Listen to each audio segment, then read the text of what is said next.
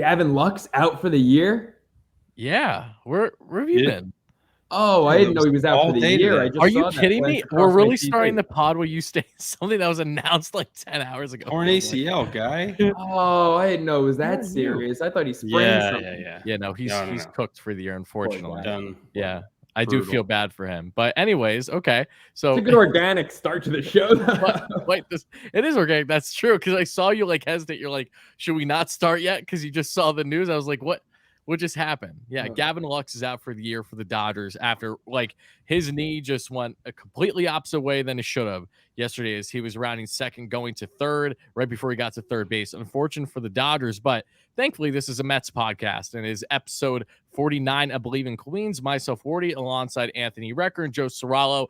And spring training has begun, folks. We finally have some baseball games to, not dissect too much, but at least discuss, our raw thoughts on the first impressions here in spring for the 2023 Metropolitans. So that's exactly what we'll be doing here live, or of course, wherever you get your audio podcast. So make sure to smash that like and subscribe button, rate, review, all that great stuff. Really does mean a lot as we'll be covering the Mets all season long, and especially once the regular season gets rolling.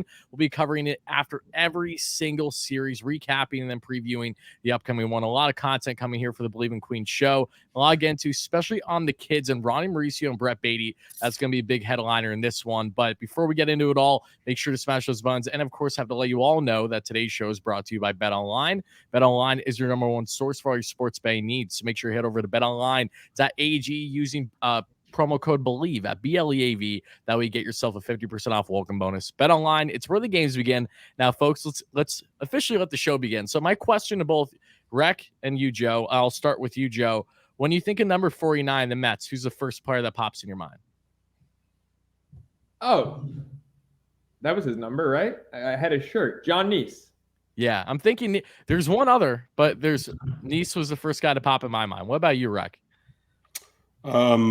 I don't think I have a good enough knowledge of Mets historical, timeline to answer that. Fair. I mean, of course, Neese, I caught him a bunch, but what number did oh my gosh, I can't think of his name. He was a closer, Tigers. Valverde? He was with me in 14. What? Yeah, Valverde. What number did Valverde wear? I think he was like 50 something. Was he 49? I don't know. He couldn't have been because Neese was on that team.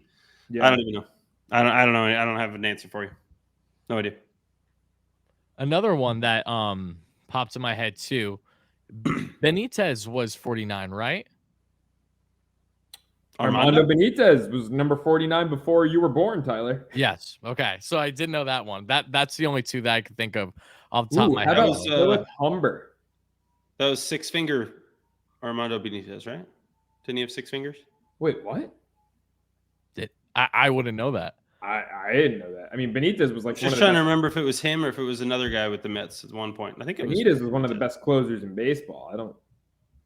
Yeah, look it up. I think he had six fingers. I will look that up. Grant in live chat says Josh Smoker. That's a name that Smoker was 49. Yep. Philip Humber. Tyler, do you know the Philip Humber significance? No. Might be a little before your time. He was part of the deal for Johan Santana. Oh, okay. Gotcha. Him, Carlos Gomez. Nice. He was part of that package. Okay.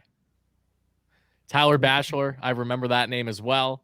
That was another Mets reliever for a hot minute. Todd Hundley. Didn't he have the Mets home run record? Wasn't he tied with Beltran? 41 before Alonso shattered it? I believe he was. Yeah.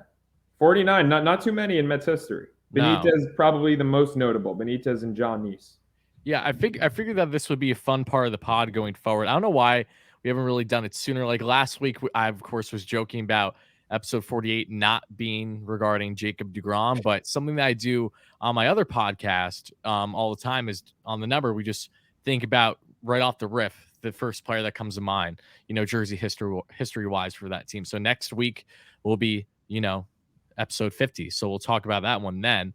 But guys, all right, so let's get into it. I don't know, again, exactly how much everyone, not only you guys, but everyone watching the show has been following along spring so far, but there's some big takeaways. And the first one that has been full-fledged that we expected is the usage of the pitch clock and how batters only have around, I think it's 7 to 8 seconds, per pitch that they see that they can lock eyes with the pitcher. I mean, we saw a Braves game, one of the first spring games of the year, end just tied when they had bases loaded, full count, because the guy didn't lock eyes with the pitcher in time.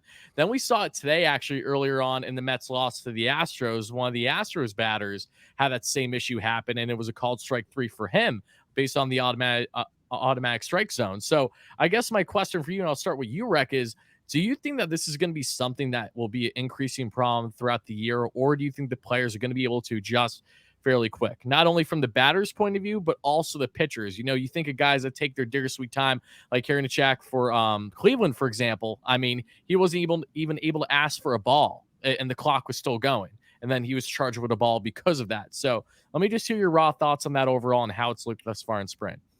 They are supposed to be able to ask for a new ball, and the clock is supposed to start over again. Now, if they sense an abuse of that rule, then they can just kind of null and void the whole clock restarting. So it's like the quarterback, sitting back there, fresh 20, and they don't get it. Basically, I don't think this is going to continue on into the regular season, at least not much. I think by the time we get there, most of these kinks will be out of the way. My fear is that it rears its ugly head at the wrong time. But that said, look, it is what it is. This is what they're going with. There's no stopping it. I was on a rules meeting with MLB Network the other day. I mean, everybody was on there, from Bob Costas to, Eduardo Perez and Steve Phillips. And I mean, it was crazy. Like, it was kind of funny, like being on that call and then hearing Bob Costas's voice and being like, whoa, I'm on a Zoom call with Bob Costas. Like, I could just go, hey, Bob, what's going on? It's crazy.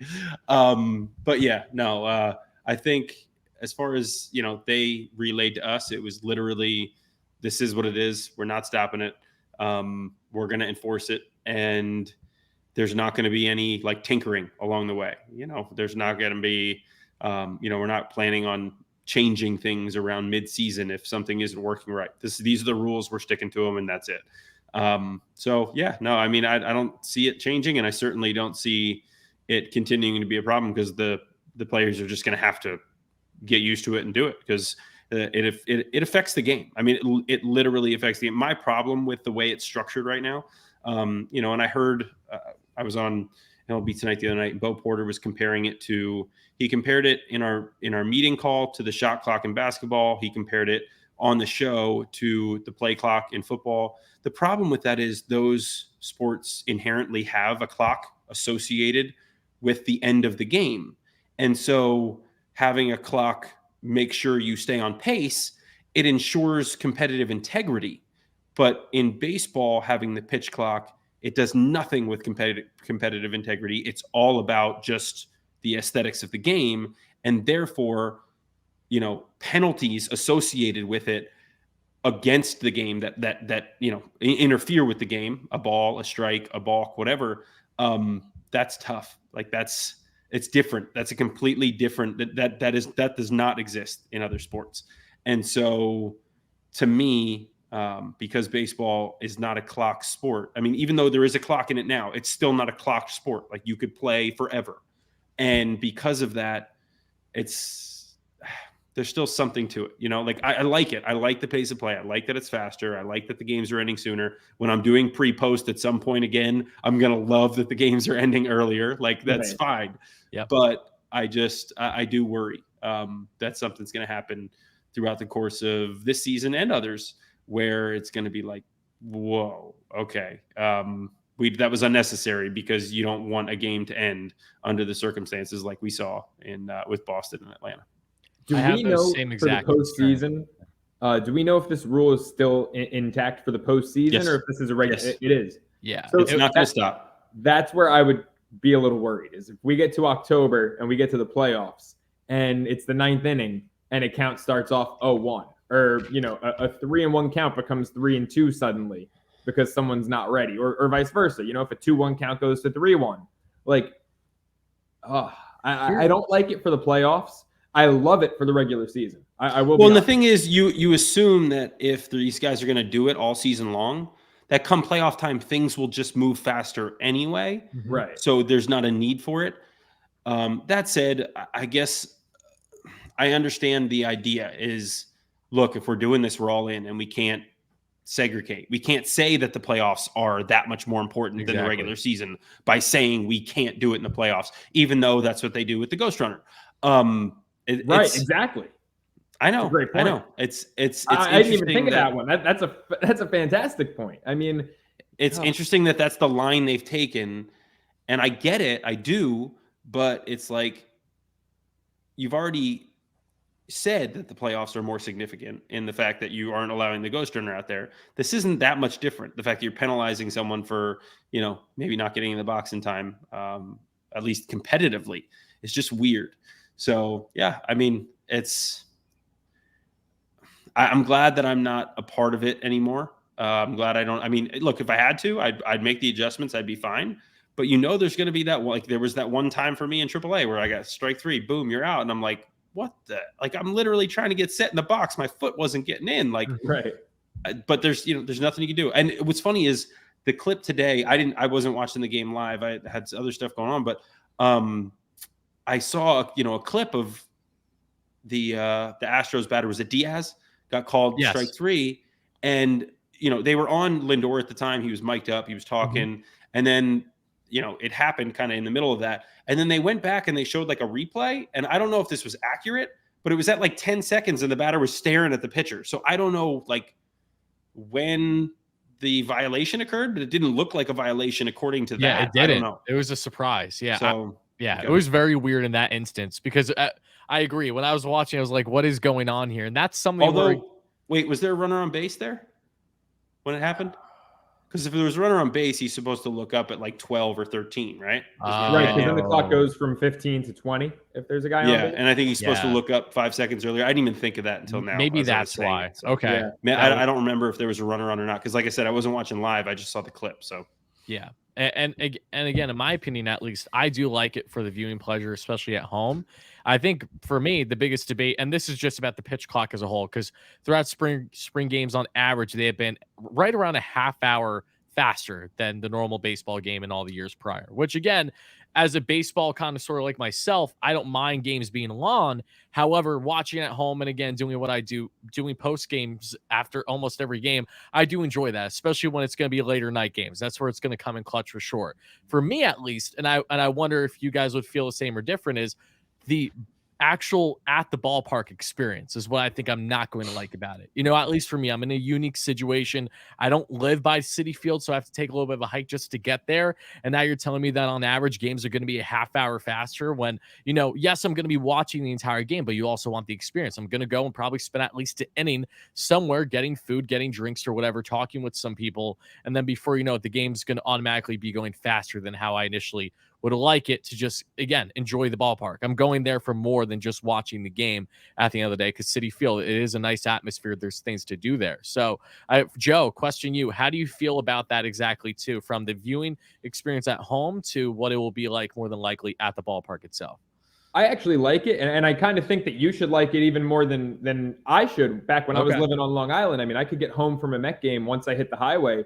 I'd be home in like less than 30 minutes. I would think for someone like you, Wardy, or even like you, Reck, going out of state, like I would think it would be better to get out of there at 9:30, 9:45 instead of 10:30 when the game starts at 7. I would think you guys would actually like that more. My thing is, the reason it doesn't bother me, if you're getting there at 7, or maybe if you're running late, you're getting there 7:30, I would understand why it would bother you.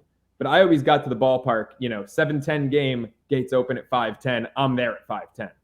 So it's already a pretty long day. I actually kind of like it. It wouldn't bother me at all. I always do the food and stuff, see people before the game starts. And then once first pitch happens, I'm in my seat and I'm probably there the rest of the game. So I kind of like it. I like the pace of play being sped up for TV purposes. I think we all agree it's perfect. And when Reck's doing the post game, it's going to really come in handy. Huge. No, Friday night Apple I agree TV with games. Yeah, no, I don't want to be there again till 1, 2 in the morning. I'm good. No, I agree with both. I understand both of your points. Like I understand being at the ballpark and wanting it to kind of be a longer experience, but I also understand like as a dad with kids, like we get there and it's like, I may have a certain amount of time that I can have them locked in or focused or awake or, whatever it may be. And so the fact that the game moves a little bit faster might help. The other thing, and I saw an article on this, I thought this was pretty funny. How is this going to affect beer sales?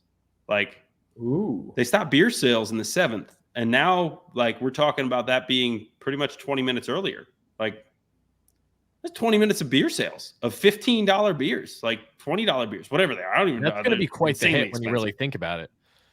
It's funny. Like, that's a lot of money. Yeah. Going to get more people buying two at a time. Yeah. Oh, you better get up there at seventh inning and buy like 8 of them. Yeah.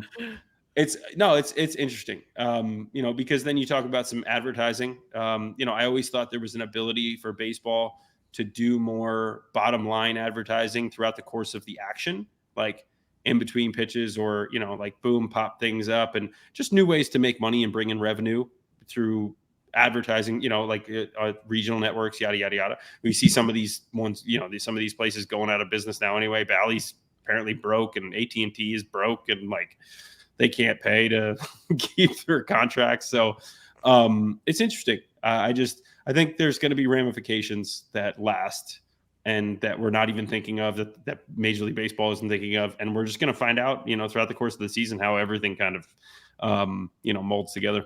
Yeah, I like. You know what I want to see? Sorry, Tyler, just from a gambling perspective, because you see obviously the sports books, they all advertise with all the professional leagues and teams. I wonder if there's going to be like an over/under, especially when the season starts in April, of pitch clock violations, like over/under 2.5 pitch clock violations in this game. Yeah, or just about the pace of game. Just about betting, like, is the game going to be over under 2.5 hours? Like that is 100% going to become a thing, I think. Oh, I don't know. I feel like that's a tough one. I feel like betting on the time of the game is a tough one, but the number of pitch clock violations, that might be an interesting little prop. Okay. It'd be interesting, like if you had like some of those Mark Burley type pitchers, the guys that just got on the mound. And there's gonna be guys that take this rule to an extreme. Yep.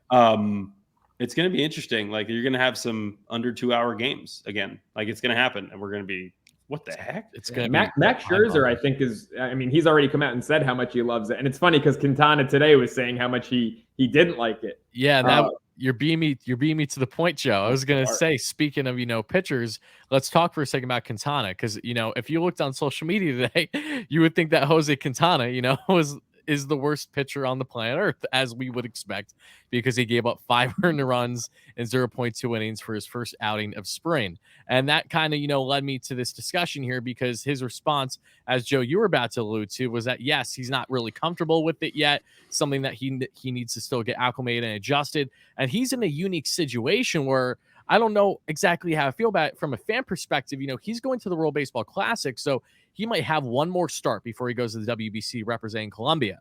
The issue, though, is that this is a guy that's trying to get acclimated to the new rules with the pitch clock, to then going to WBC for at minimum a couple weeks, where that's not the case. The pitch clock is gone again. So it's back to normal rules for the WBC setting. So there were, again, a lot of fans that weren't happy with his performance today. And again, I don't blame him. He didn't look good. He gave up a lot of barrels. He gave up a bomb. He gave up some doubles for sure. But again, it's the first outing of spring. So my question to you guys, though, is to see him like this. Let's talk for a second just about hypotheticals, okay? Because he came off of a great year, his first All-Star year in at least a decade in the bigs, right? And his numbers were phenomenal. He was the best starter in all of baseball last year in home runs per 9. His home run rate was ridiculous, was not giving up bombs at all. So let's say that entering the season, at least one of him, especially him, we'll stay on the topic of him, really doesn't start out too well. How long of a leash do you think someone like Quintana should have in this rotation should David Peterson perform extraordinarily all throughout spring like he did in his first outing? Scoreless 2 innings, 25 pitches, a handful of strikeouts. Again, I feel like I know the answer to this, but he's not going anywhere, Tyler. It's one spring outing. Come on. No, I'm saying hypothetical. I'm saying to try and play devil's advocate a little bit for the fans out there that think that the sky's already falling with him. Is it that slow of a news week? Yes, it is. It's the first week of spring. I don't know. Reck, what do you think? I don't think there's a shot in hell that Quintana's not in the rotation all year. Yeah, well, what this comes down to is the only chance that they would literally replace Quintana with Peterson in the rotation as if it was getting very late in the year and it was a problem and they were, maybe struggling. Maybe if they were struggling to win, maybe if they like really hit a big skid, they were under 500, they were, looking up at the division, like then you could see some changes like that being made. But aside from that happening, which none of us, I think, foresee that, taking place, that would be the only way. I will say this, and this is not like Tyler, I know you're not saying that Quintana is going to have a bad season. And if you look at his overall, numbers throughout the course of his career, 3.75 ERA, regular season. Oh, it's over a 5 in spring training for his career. If you look at some of his best years in the big leagues, I think it's like 14, 15, 16. Yeah. Right, and then again this year, and I think 21, those were actually his worst springs. Or last year, I'm sorry. Those were actually his worst spring trainings. His best spring trainings were his worst years in the big leagues. It's really funny. Like if I was just having fun with it earlier today, like because I know it means nothing. And so look, I know when these guys go out their first time, it's literally okay. I'm going to try to throw my fastball for a strike. Whack. All right. Well, I'm going to try to throw a breaking ball for a strike here. Whack. Like dead center, like off the batter's side, like we saw today. It happened. Like as a catcher, I'm getting into the mode of pitch calling, and I'm trying to understand what he wants to do, but I'm not even calling the game like it's a regular season game. Like this is literally, there are going to be times throughout this game where I go, hey, first batter, we're going to go out there, we're going to go change up, heater in, backdoor cutter, just to work on the sequence. Like We're just going to work on it. And so it's not, you can't take this at all, like even a little bit seriously. And I'm not even talking about now, like as spring training progresses, like, as you get a little bit closer, maybe we could talk about it, but it's just funny how, these spring training games can be overreacted to by many. And it really is like, it's comical because it means less than nothing. Like the fact that he got rocked means nothing. Yes, if he goes out there and the first day of the regular season gets rocked, that it still doesn't really mean that much. But that could, at least you could go, okay, well now it counts and it's not happening. Like, let's go. But still, like, I mean, there's a reason that players say it all the time. Like, it's control. You can control, you got to just wash the bad days, move on to the next day. Baseball's a mental game, like yada, yada, yada. Like, it's about the process, going to keep doing what I'm doing. It's going to be successful. Like all those phrases, they're actually rooted in something. And it's because it's the truth. Like that's how you have to think about this game in order to be successful. If you think about it any other way, you're going to be screwed. So it's just, again, part of the process. Here, one thing I want to say here quick, Joe, and then I'll let you take is, my only takeaway from that, Rec, is that you're saying that Quintana is going to have his best season of his career yet. This is what the spring training. I hope he continues with this spring. If he could, I think last year he had 11. I hope he has 100 ERA this spring. I think he had an 11 in spring training last year. If I'm remembering what I saw correctly, okay, from, I believe you. It was only like 3 starts or something crazy. But last year was by far. Yeah. Well, and I will say this about Quintana. I think the expectations on him are a little bit higher than they should be, because last year was his career year. He's not going to have a sub 3 again.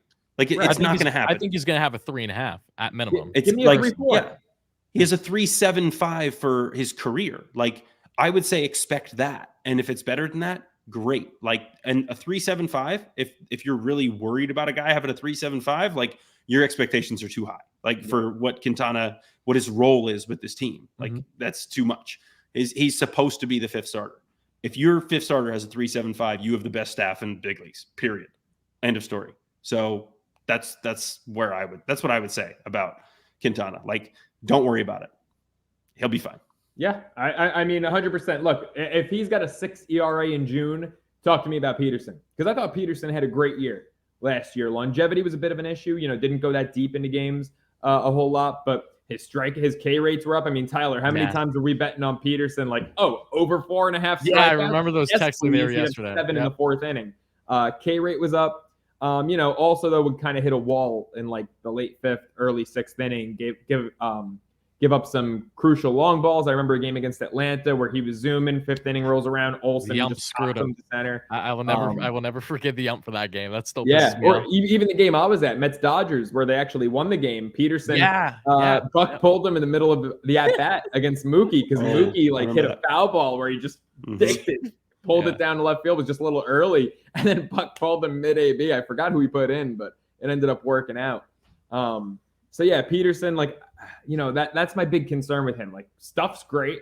I think, what we've seen is a steady progression where he's gotten better every year, which is so important when you're a young pitcher. It's just a matter of he's getting better. Now, can he start to go deeper? But Rec, I thought you brought up a great thing, and you took the word out of my mouth when you talked about working on sequences in spring training. Like, for me, my big thing, my whole life, up until probably I was 2021 even, I was never would never throw anything but a first pitch fastball ever. I was always first pitch fastball. Let me get ahead because I know I could throw my fastball wherever I want to. And then I'll work in my slider, which was always my out pitch, or I'll work in whatever, other stuff I've got going on.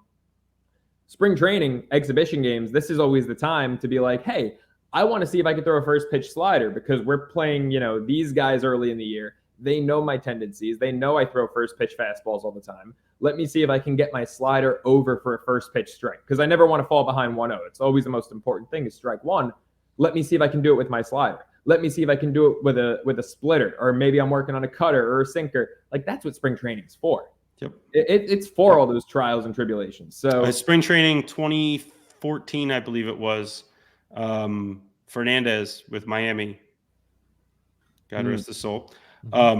Throws me a changeup, right on right changeup.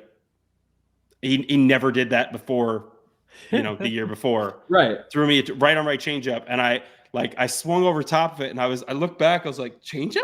And I looked out, and he's just smiling at me. Like, he knows. Like, he's like, yeah, man, I'm just messing around. Sorry about it. Like, take that. And I'm like, what was that? Like, get out of here. I'm trying to make the damn team, Jose. Yeah, like, come on, guy. Like, you're already, but yeah, it was literally like, yeah, you just made me look stupid. But that's what pitchers do. Like, they're out there, working on stuff. They're literally working on, and it's sometimes it's funny to them because it's like, yeah, I've never thrown this before. I'm gonna try it. What the heck? Because that is the time to do it. So yeah, like, stuff happens in spring training. I don't even, especially first outing. I don't care at all. This guy's literally just trying to feel like he can throw competitive pitches again for this start. Next start, a little more serious. By the third start, now he's trying to get guys out. And then, by the 5th or 6th start, it's like, yeah, we're ready for this regular season. But right. And also when it comes to Quintana, it's like his roster spot's safe. So he can afford to toy around a little more. The guy, as spring training progresses, because I'll admit right now, I'm not watching. Even with the Mets on ESPN, I put him on today for 5 minutes and then was like, all right, gambling show. Because it's that time of year in college hoops. Oh, who wants to watch the ESPN? Oh, I don't watch it. I've had to endure it completely the past 2 days. Yeah. It has been exactly what you'd expect. Yeah, exactly what you'd expect. It's rough. So bad. But I was like, all right, it's accessible. Let me put it on. It lasted not even 5 minutes. It was like a college freshman. It did not last 5 minutes. But when we get later into March, what I want to see is the guys who are actually fighting for roster spots. That's the only part of spring training ball that I care about. I want to see the relievers trying to be the 6th, 7th guy. I want to see how McGill looks coming off an injury that consumed most of last year. Those Ronnie are the Mauricio, guys Brett Beatty, Mark Vientos. Should we get into Ronnie Mauricio? Yes. That's why I said it. I love it. Yes, dude. Ronnie, again, Rec, shout out to you. You said that's the guy that you're most excited to watch that spring, see how he's doing. And his first one of 2 nukes is 450 feet, 110 exit velo, an absolute bomb. He stated after that game, this was just a couple days ago, he stated after that game that he hit one 500 feet in the minors last year, which he did. And it's actually absurd. Ronnie Mauricio, you could see he's juiced. He's around, I think he weighs, if I'm not mistaken, he's around 220 now. This guy, when the Mets originally signed him, was around 160 or so. He's just absolutely massive. People were saying this is Yordan Alvarez out here. Now, I'm not going to go that far. But, there's a lot to like about this kid, and for good reason, not coming off of course, the MVP, the Dominican Winter League. He also looked very good with the glove today in the little spurts that he had in the second half of the game when he was subbed in there at shortstop for Lindor. And then you have not only him, but Brett Beatty. I mean, Brett Beatty, his first 5 at bats between the intra squad game and then spring. He got on base in his first 5. He was 5 for 5 in all different reasons. He has at least 1 bomb already. He drove in another run today, a couple RBIs. He's batting like 571 or something to start spring. Not that it means anything, but it's just nice that the guys that are grinding, that are getting their career started, that are either trying to crack the roster, or even the guys, and we'll get into them after the prospect discussion, and the Almontes, the Stewarts, and the LeCasters of the world. I know you might not love some of those names. The point I'm trying to make, Timmy LeCaster's nice. Almonte, that's the only one when someone lies to your face, you're kind of over it. Like, that's fine. Good with that guy. No, that's fine. I'm Give just me saying. LeCastro. Give me a guy who can swipe a bag when you need it. LeCastro, absolutely. All the guys that are like those 4th outfielder types that will be in AAA, they're all off to a hot start as well this spring. But let's start with Ronnie Mauricio. Rec, again, I'll let you take it away. What are your raw thoughts about him? And do you think, again, I've been asked this a lot, Mauricio, he's playing his way into, trying to crack this roster. Is he trying to crack this roster? Yes. Is he going to? No. I just don't foresee a world where that happens. Flat out no. No. Flat out no. But I want to ask you, how do you feel about him? Because it looks like he's continuing to do what he did back in the Dominican Winter League, which is always a great sign. Yeah, I mean, look, hitting this early in spring, it's weird, the cycle of spring training, the way it works. Hitters come in, and for whatever reason, I feel like we're always locked in early. Like in those inter squad games that we play, and then we get out here, first couple spring training games, like hitters have the advantage. Because like I said earlier, pitchers are getting their feet wet. They're just throwing stuff. Like they're not really locked in yet. Like they're competitive. Don't get me wrong. Like no pitcher's going out there trying to give up bombs. But they're also not like attacking you in a way of, oh, I know this is his weakness, I'm going to go straight to it. Like that's just not. Why do that? Like, why show your hand right now? That's just silly. I'm going to work on me. I'm going to make sure I'm right. And then when it comes time to get you out for money, I'm going to get you out.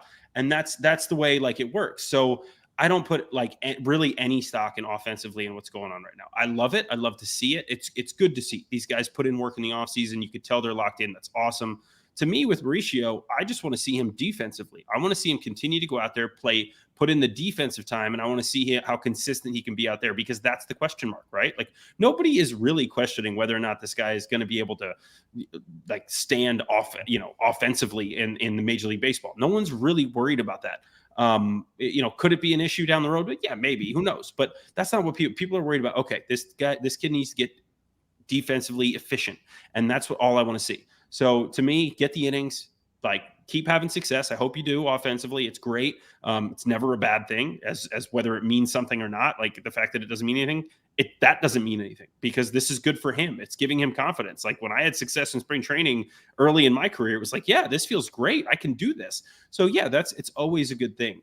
I'm glad to see it. Again, I just want to see him go out there and perform defensively. Beatty, love seeing it. Vientos, even like he's had some success already. Like, I mean, he has a couple of times now. Yeah. So I love seeing these guys doing well. I just want to see them all defensively continue to make strides and continue to get better. Reck, if you had to pick, and I know it's early and they both, probably are going to go down to AAA to start the year. Mauricio, Beatty, who would you invest more? Who would you prioritize for the future of the Mets? I've kind of been Team Mauricio since last year, and it's not a knock on Beatty. He's hitting well too. But what I'm seeing from Ronnie, I mean, it's early. Spring training doesn't matter. But more so what I saw in the Dominican Winter League from Ronnie. Like, I really believe he's a piece to hold on to. My question is, where? Is it third? Is it second? Yeah. Is it left? But I think Ronnie's a piece to hold on to. Yeah, when I think about these two, it's okay. When we're talking about something like this, it's like, okay, where's their floor? Where's their ceiling? I think Beatty's floor is higher. Like I think you're going to get consistent at bats. He's got a very mature approach at the plate. He's looking for his pitch. He knows what he likes to do. He knows how to work counts. Those kinds of things. Mauricio's very aggressive. Like you're not gonna throw a lot of pitches, near the zone that he's not going to attack. And because of that, he's going to struggle with some inconsistencies at times. There's going to be ups and downs. That brings his floor down. Like, so realistically, these major league pitchers, what's that? Jose Reyes was like that when he was young. I mean, he swung at 100%. But he also was a game changer.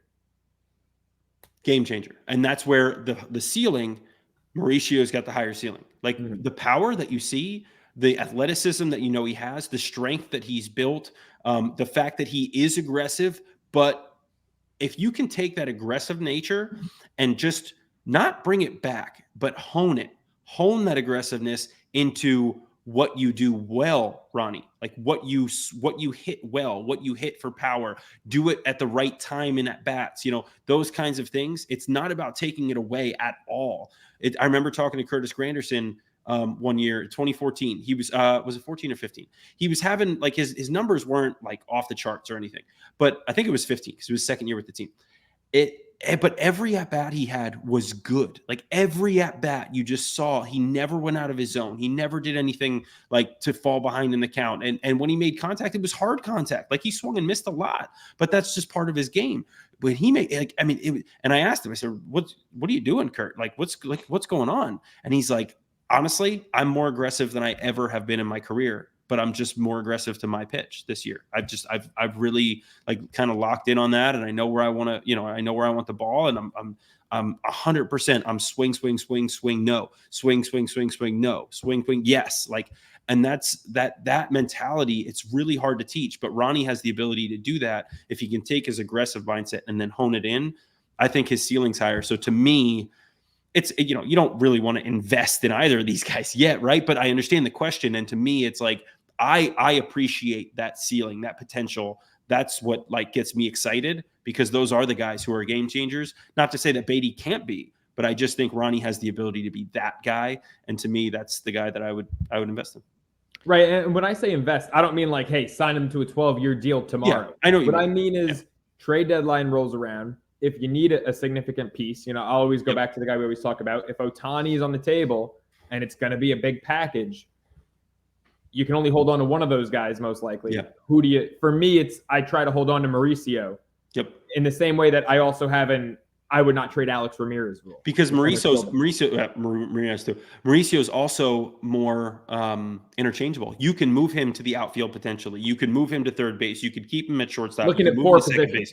Yeah. Where's Beatty going to play? He's going to play third, DH, left field. Like there's not a lot that And I don't like Beatty's glove. I just don't like his glove at all. Didn't he I make? I don't know enough about it yet. I don't know enough about it yet. I mean, I think he's going to be fine, but I just think that Ronnie gives you that total package, like where he could be, like you said, like a game changer. He really can play so many positions. He can do so much for you. Offensively, he could be a juggernaut. He can run the bases. Like he can do a lot potentially. And to me, that just means so much more. He's a 5-tool guy. And by the way, to the people in the comments pointing out his OBP, like I said before, Jose Reyes, he was a no OBP guy when he came up, still had that game-changing potential. And that's what we're talking about, maturity. Like you want him just to mature into that. Like don't take away the aggressiveness, just hone it in. I mean, how old is Mauricio? Can he even drink yet? What is he, 20, 21 maybe? He's young. Around there. Yeah. And by the way, Francisco Lindor, looking at Mauricio, that 300 OBP, career average in the minors is 260. So it's a 40-point difference. Not great.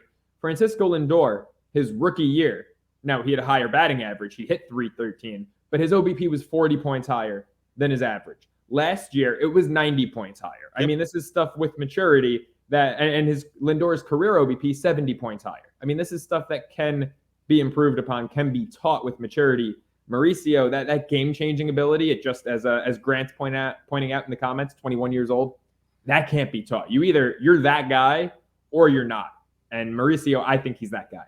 See, it was really interesting to hear your comments, both of you guys favoring Mauricio essentially, because I'm the complete opposite. So I like to have this convo because for me, the past couple of years, Mauricio, I've always been like, if you're going to trade a top prospect, I'd rather he be in that mix, at least up until what we've seen more of recent of him, because he was coveted highly from the beginning. And then he really started to teeter off a little bit. Like he hasn't taken those strides in the minor leagues to the same length as some others that are in the core group of the Mets top prospects hitters wise I would have liked to see over the past 2 years. Again, the Winter League's great. Don't get me wrong, but I look at Mauricio with the low OBP, for example. I don't think that's a big thing to be concerned by because he has all the time in the world to figure that out. I think what very well could happen and may be a likely thing for him, though, is that he finds himself in an Ahmad Rosario situation where he just always is kind of an low OBP guy, but can be high contact as well.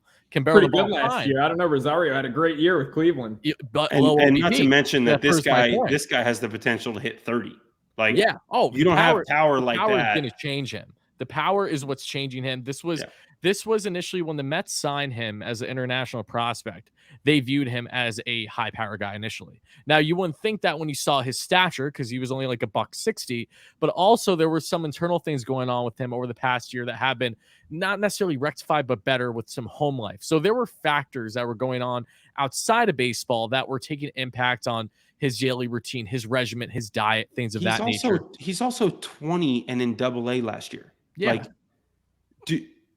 that's insane. Like, Double-A was that jump. Like, that's, I mean, this was years ago when I first got to Double-A, but that was the jump. Like, other than obviously the big leagues, Double-A is an animal. Like, it's just different. I mean, I also played in the Texas League and in Midland, Texas, which is an awful place to hit.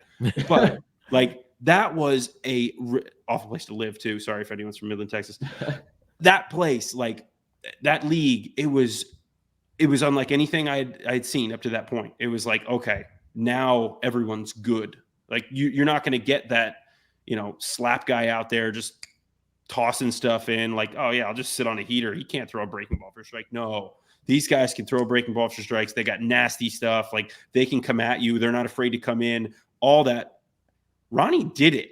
Like, he had a really good year in Double-A last year at 20. I'm sorry, but to me, that means this kid. I don't care that like a couple years ago he wasn't doing it. He was 18. Like, 20, he did it. 21, he looks even better. Like, this kid is going to be good. I always cared more about Double-A than Triple-A when you look at stats, because Triple-A, it's a weird place. It's like you get in between guys who are just career minor leaguers who might be 32 years old and just can't cut it in the bigs. The guy's getting sent down. Like, Triple-A is a weird spot. Double-A, everyone's serious because pretty much, not to sound ageist or whatever, anyone could slant this as, but like, everyone's pretty much young. And Double-A, everyone's on the up. Triple-A, you get people that are on the down, on the decline. And Double-A is when I realized Double-A, I got it through. That's when I realized, oh, like, I could actually be a big leaguer. Like, right. Wow, like, this is cool. Like, that's like, to your point about being serious. Then to your other point about Triple-A, to me, if you took Double-A and Triple-A and combined the two adjustments you have to make, that is the big leagues. Double-A is the physical adjustment. It's like, these guys are all really, really good. Triple-A is the mental adjustment. That's when it's like, some of these guys are hanging on. They're not as good anymore, but they know how to get me to get myself out. Like, so it's a different game. And so spending too much time in AAA like I did, I think, is not a good thing for guys. But if you get that little bit of AA and then that little bit of AAA, it's two different experiences. Now, it's become different in the last few years. Like, there's so many prospects that are throwing 100 billion miles an hour now. I remember playing against the Pirates AAA back in like 2016, and they had every single guy that came out of there was 96, 97 to 101. Actually, they had, I can't think of his name, long last name, was throwing 102 mile an hour cutters. And I'm like, no, like, I'm good. What are we doing in AAA here? Like, let's go. They had a big league staff. So it's a little bit different now. But all that said, like, those were the kind of adjustments that you have to make over those years. And I think Ronnie has already proven the physical adjustment in AA was nothing. It's going to be interesting to see how he handles some of the mental adjustment in AAA. But if he kills it this year in Syracuse, I look to him as being an impact bat this year. Like, I think he could come up and do some damage for this team. And I'm not disagreeing that Ronnie has the talent and what he's done at his age. I think that might have gone misconstrued there. Me personally, I've just always favored Beatty. I think you look at Beatty, he's the top third base prospect in baseball, aside from what they got over there in Baltimore. I think he doesn't only just have the best four. I do think he has the highest ceiling. I really do think he, even at his peak, is going to be more than what you guys think with Mauricio. And that's not to argue. That's just my personal opinion from what I've seen with Beatty. I think defensively is where you have a better argument, just because at short, he does look smooth. Beatty doesn't look smooth at third. And he's looking in spurts today, like in a small sample size, looked perfectly fine with the normal routine plays, especially charging in on the ball and he looks tossing. So awkward over there. It's not awkward in the way like what I've seen with Vientos or even like JD, for example. But there is an awkwardness. Like, he's definitely like not my height too. Isn't Beatty like really tall? He is like tall. 3'6'4". Like, he's at third least basemen 6'4". that are like 6'3", 6'4". I don't really like it at that position. I don't know. Reck, what do you think? You're an experienced third baseman yourself. Scott Rowland was like 6'5". Dude was pretty he that good. Big? Yeah, he's a monster. He was huge.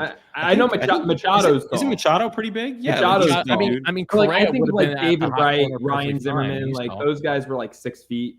I get 6 foot what you're tall. saying, Yeah. though. That a lot of third basemen are usually, you see them around like 6'1", 6'2". It's that first step as a third baseman. Like, you just have to have a good first step. And long guys don't always have that body control with that good first step. Obviously, Machado was a shortstop, a little bit different animal. Right. Roland was just phenomenal. But like, to your point, Eric Chavez, 6 foot, like 6'1", like, but super athlete for great Wright first might step. be 5'11" if we're being honest. Wright was, he's 5'11", 6 foot, somewhere in there. I'll give him 6 foot. Like, I don't want to, it's David Wright. I mean, come on. Yeah. So I think, and someone's commented this in the chat, and I agree. I think pure athleticism, Ronnie, you could give him the favoritism there. Yeah, I'm not going to argue that. I just think pure bat to ball skills, and even if Beatty becomes a corner outfielder, if that is where he's best for the remainder of his career, I just think the bat is going to be so good. I might be juicing him up. Like, I don't know. Like, I was a little taken back to hear from you guys that you would prefer Beatty, like, kind of without a doubt, in a trade over Mauricio. Well, I find that a little baffling, but I like the fact that we have the disagreement. What's fun for this team is that we can actually have that conversation now about potentially trading a guy. Yep. And it's also fun because everyone was so angry last year that they didn't trade one of these prospects. And I get it. Like, I understand. That said, where they find themselves this year with guys who look this good early and potentially could it be impact players, they might not need to make a single deadline deal because they might have the pieces they need in-house. Like, they have a guy who could play short. They have 2 guys who could potentially get moved to the outfield. They have a catcher / first baseman / DH, whatever he is, who could potentially hit 50 at one day in the big leagues. Like, they've got Vientos, like, looks like a monster. Like, this guy could be a DH if he can, get a little better at third base, could be a third base. Like, they have so many options. And to me, that's such a good thing that it negates the fact that, they didn't go out and do it last year. Well, you know what? They're in such a good spot this year. I don't think people understand. Like, I was doing a good dive on the Braves the other day on MLB Tonight, just about kind of their prospects and where they're at. Not prospects as in their players, prospects for the season.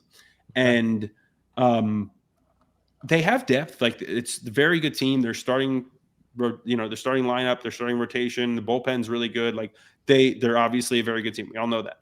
But when I look at the Mets and the depth that they've put together on the position player side, in the starters and in the bullpen, like, with some of these guys who have options, the Mets are very well set up organizationally this year for maneuvering throughout the course of the season to handle injuries, to handle underperformance, to handle anything that comes at them.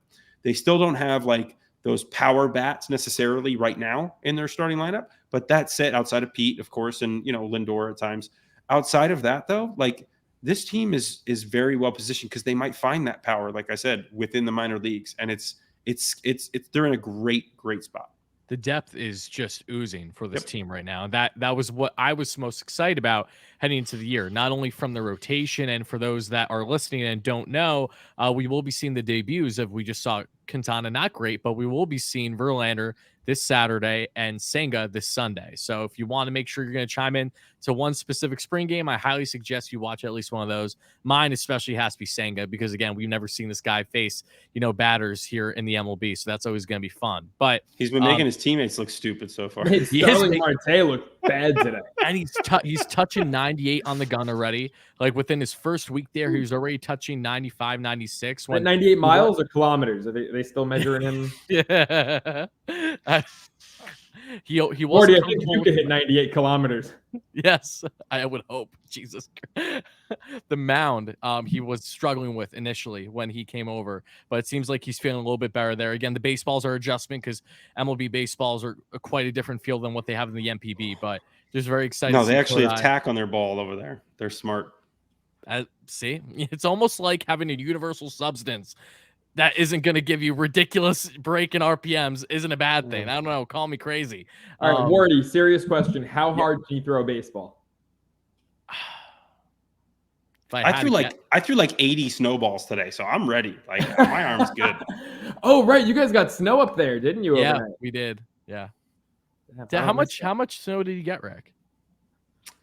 Just like probably 2-3 inches. I don't even know. Not much, Okay. but enough for Yeah. the kids to go outside and play a little bit. They loved it, man. This is the first snow day they had. Like, I mean, they didn't even have off of school. They had a 2-hour delay, but like they got to go out a little bit early in the morning, and then again tonight we went out for a little bit, and it was fun. Just finally got out in the snow. So to answer anyway, how hard could you throw, Wardy? Don't avoid the question. I honestly, I did a throwing contest with Eric Sim, if you guys know who he is on YouTube. Love him, the former minor leaguer last year, and I think I topped out like 60. So not a whole lot going on there. Ooh, I don't know if you could throw 98. So 61 miles per hour would be 98 kilometers. So that might be where you're maxing, Wardy. That might be where I'm at, and that's okay. I'm not complaining. But Wardy, we're gonna have to work on the core strength and some. Let me put it this way: mobility. there's a reason why I stopped gotta have you doing playing Russian baseball. twists with me, man. Get that core. There's a reason why I stopped playing baseball like the age of 6, 7. You know, dude, you could have been so good in Little League, though, man. No one would have hit your strike zone. It would have been like this. No one. And again, I always hated pitching to those freaking. They were always the fucking leadoff hitters. Oh, I know. I was whenever I play for fun, I purposely crouch down a lot too. Oh man, I'd always walk those kids. I hated those guys. Yeah, I would have hated you back then, Ward. Yeah, I'm sure. I don't think much would have changed now if we did it. And all you had to do was learn to foul off some balls, and then you got like no one's got a shot because eventually they're throwing 4 balls. Although in Little League, the strike zone is gigantic. Nah, but I would have been throwing it like at your like chin level, Ward. Yep. Oh man, those little guys hitting lead off. I was like, just put them on, just like intentional walk without even, just let them get on and let me throw to the next kid. If I actually played, like stayed through it, because I ended up not, because I had to sit down with my dad, and when we were younger, he's like, you're not good. Like, we should play a different sport. And I agree. I was scared of the baseball. I was that kind of kid. So then I transitioned to soccer, and then I played travel. I was very good at soccer growing up. I was a speedster. So that's the thing. If I would have excelled at anything with baseball, I would have been, that pinch running king. I would have been the Terrence Gores out there. That is where I envision myself, is exactly in that role. And that's Terrence Gore. I mean, now you're comparing yourself. What are you saying? Like you're like the Freeze over down in Atlanta? Yeah, I mean, I could be Terrence Gore, a 3-time World Series champion, by doing absolutely nothing, is what I'm saying. So wild. Just compared himself to one of the fastest people I've ever seen. I know. That's I was you guys should have. I'm not as fast as what I once was, but when I was actually like active and playing that, I ain't as good as I once was. No. All right, one last thing I want to get into, and then we'll wrap things up. Relievers. I told you guys how much I'm looking forward to watching relievers throughout spring, and there's 2 so far that I've seen that I really like in either 1 or 2 outings they've had. Zach Green is number 1, the Rule 5 pick. He's looking very sharp. And 2 is John Curtis, who the Mets signed last offseason, and then he had Tommy John was out all last year. Very, very good stuff. Like, just look comfortable right away. I mean, there was nothing getting this guy's way from getting a quick 3 out. So hopefully we see more of that. Then you have, the Brighams have looked solid. One guy who did not look good, however, like actually was terrible today, unfortunately, was TJ McFarland. So hopefully he gets, a better outing going forward. The lefties just didn't do good today. Quintana and McFarland were the only Mets pitchers today that gave up runs. The other like 5 or 6 right-hand relievers were all clean without a problem. But both veterans, both guys who try to let you get yourself out in different ways. Both guys who Recker probably caught at one point or another. Yeah. Never caught Quintana. Never caught Quintana. Did I face him? I don't know the answer to that. That I could have, but never played with him. You could find that out, right? Is that like Googleable? Probably. I don't know. Anthony Recker. I want to say Baseball Reference has that, like batter versus pitcher stuff. By the way, I know we're doing a podcast. I've had the Duke game on here. Oh, me too. It was 65-53, and now it's like it's a game. I mean, they're gonna hold it off. Yeah, they're gonna hold off. NC State just missed a 3 that would have really made it a game. I know. Wait, by the way, Ward, you see that comment? You see that comment about you and me racing? No. So yeah, someone put in the comments, I'd like to see Wardy against Long Legs Joe. Oh, I'm smoking you. Every day. No of the week. shot. No Every shot. day of the week. I'm killing you. Every day of the week. Dude, I'm just going to interject one thing. What? Since we've already touched on it. Joe takes one stride. Doesn't matter. You think I haven't It dealt does with that matter. before? It does matter. No, it doesn't matter matter. when you're fast. Okay. It does matter. 40, you and I in It a does matter. 40-yard dash. You're acting like you're the first 6'5" guy I've raced with. You're not. I'm 6'4". Okay. Oh, okay. All right. So Why maybe not? it's gonna be quite the difference maker. No. I'd smoke you. I did see, you know what I saw the other day? Jordan Walker, big prospect for the Cardinals. Very big prospect. They were talking about his media guide like stats. Like, you know how they always have your height and weight. There's not many guys that you ever played with, whether it was little league all the way up to the big leagues, that you ever heard of where their numbers were less than what they actually are. Yes. I don't remember what his actually says, but I know like He's basically like they were saying 6'6". he's like 6'6", 250. Like he's Judge Stanton type size. But I guess the media guide has him smaller. I don't know if he grew later or what. I don't know. But it was just funny when I saw that, because in my head I'm thinking I could count on like one hand how many times that's happened. Like where a guy's bigger than it says he is in the media guide. Maybe weight, I get that. Like some guys cut it down. Yeah, I mean, I always had 6'5" in the media guides. Yeah, like I was. Well, no, I was 6'2", and I am 6'2", so that was legit. But yeah, I had 6'5", 190. In reality, 6'4". You were giving yourself a few pounds there. Joe. Gave myself 10 pounds. You did. Gave myself an inch and 10 pounds. Joe, all I know is that either when you're back in town or when I go to LA. We're racing. Someone's pulling a hammy. Yeah, it's happening. Nope.